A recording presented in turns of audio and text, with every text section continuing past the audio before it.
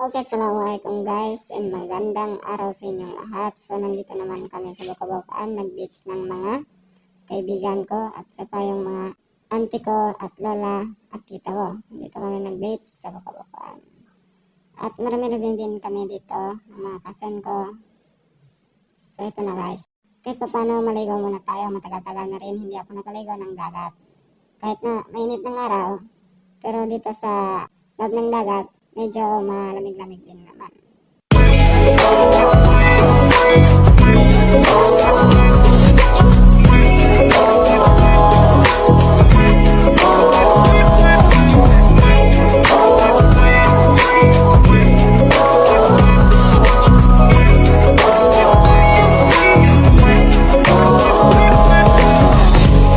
Naaalala ko pa dati nung wala ka.